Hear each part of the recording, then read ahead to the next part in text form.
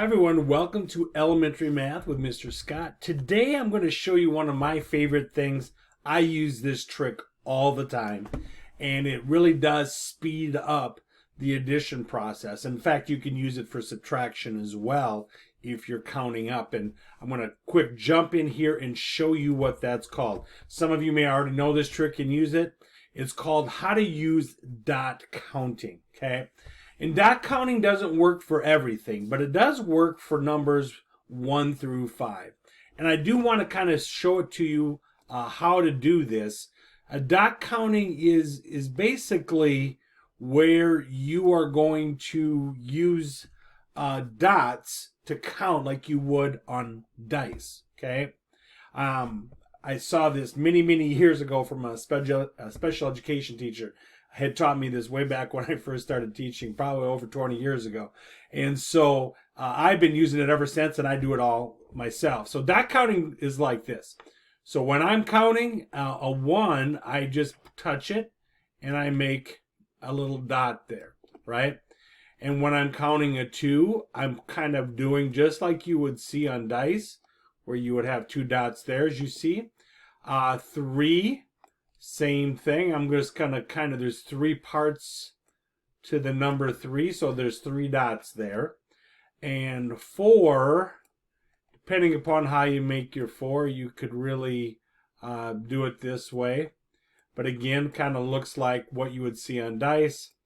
And 5 is again the same kind of thought process, is that you're going to count it just like you would on dice. Now, how does this work when you're actually counting? So when I come over here, let's start over here. I'm under this one right here, 28 plus 63, okay? So what I'm going to do is I always start with the largest number, so 8, and then instead of using my fingers, I'm going to use my pencil or pen and go 8, 9, 10, 11. Boom, done. Put my 1 down, carry my 1. Now I'm going to do the exact same thing over here. Now I don't usually leave big, huge marks here.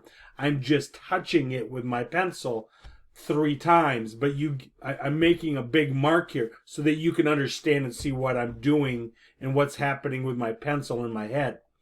All right, over here in the next column, I'm starting with the 6. So I always start with the largest number, 6. Then I'm going to go 7, and then I'm going to go 8, and then the 1 up here, it's already red, but you can see I make that 9. So 6, 7, 8, 9. Okay? Makes it quick and easy. Again, I'm going to come over here. I'm going to do the same thing. I'm working over here on this column now. Again, showing you how to dot count. So we start off with 6 here.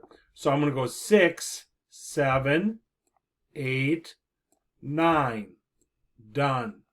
Put it down.